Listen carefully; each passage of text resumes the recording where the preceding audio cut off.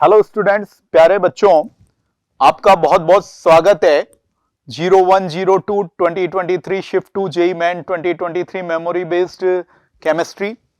तो मैं VIJ Vijay Jain, senior Resonance chemistry faculty, आप सभी बच्चों का रेजोनेंस की तरफ से इस वीडियो सॉल्यूशंस में मेमोरी बेस्ड वाले क्वेश्चंस का बहुत बहुत स्वागत करता हूं। तो लेट्स डिस्कस दिस क्वेश्चंस कि बॉन्ड एंथैल्पी। अब आप सबको ये पता है कि बॉन्ड लेंथ ज्यादा तो बॉन्ड एंथैल्पी क्या होती है, कम, क्योंकि न्यूक्लियस के कंट्रोल में नहीं रहेंगे, उनसे दूर हैं। अब ऐसा एक्सेप्शन भी नहीं है, ऑक्टेट के बाद लॉन पेयर भी नहीं रहता। ये ऐसा भी केस नहीं दिया जैसा कि अपन पढ़ते ही नाइट्रोजन नाइट्रोजन फास्फोरस फास्फोरस, इनमें क्या है, ऑक्टेट के बाद एक लॉन पेयर बच जाता है। अब स्मॉल साइज होता है नाइट्रोजन में, तो उस कारण से बॉन्ड लेंथ कम होते हुए भी उसकी जो है वो अपन देखें कि यहां पे जो है वो एलपी एलपी रिपल्शन जो है वो हो जाएगा।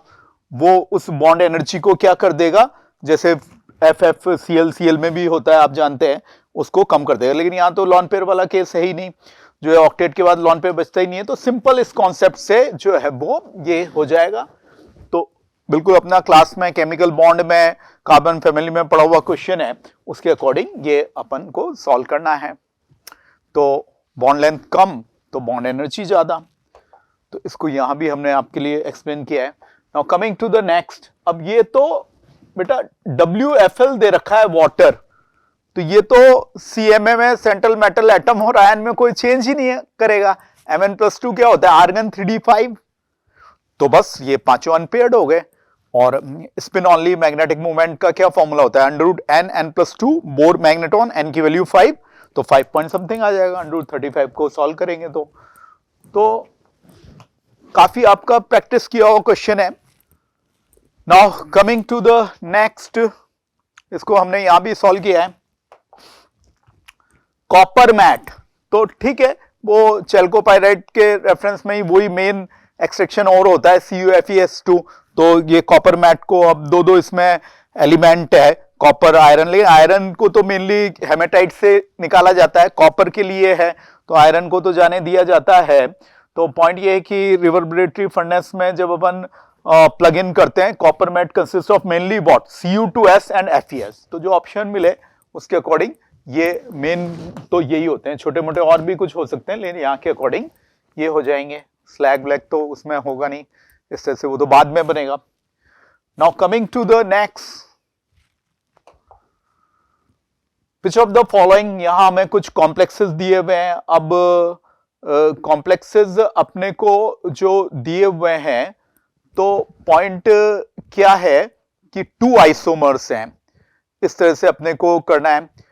तो पॉइंट ये है कि इसमें जैसे मैं देखूं तो यहां जो है CONH3 होल 4 और ये Cl2 वाला है, और जो है वो ये अपने जो है वो ये वाला है CONH3 होल 5 NO2+2 वाला है। तो इसमें अपन देखें तो स्ट्रक्चरल जो है वो के अकॉर्डिंग अगर पूछा गया है, तब तो जो ऑप्शन हमें मिले उसके अकॉर्डिंग अपन इसमें कर ही सकते हैं। और जो है वो आप जानते हो कि NO2-, तो अगर इसमें नाइट्राइटो -N और ये एम्बीडेंटेड अपना लिगेंड अगर ऐसे हो, तो नाइट्राइटो -O होता है। अच्छा, होने को जो है वो स्टीरियो के अकॉर्डिंग अपन देखें तो ये ClCl 90 डिग्री पे आ सकते हैं, और कहां पे भी बेटा आ सकते हैं, 180 पे भी आ सकते हैं, है ना, जो है वो स्क्वायर बाइपिरामिडल में ऐसे। तो इसमें स्टीरियो में ऐसे आपके जा सकता है। तो बेसिकली आई थिंक मेमोरी के अकॉर्डिंग जो स्टूडेंट में स्ट्रक्चरल पे जोर था, तो उसके अकॉर्डिंग हम ये सेकंड वाला ले लेंगे, है। Now coming to the next Nessler reagent. तो ये लैब मैनुअल में से आया प्रैक्टिकल जो केमिस्ट्री है। नेस्लर रिएजेंट सबको याद है, नाइट्रोजन फैमिली से भी एल्कलाइन,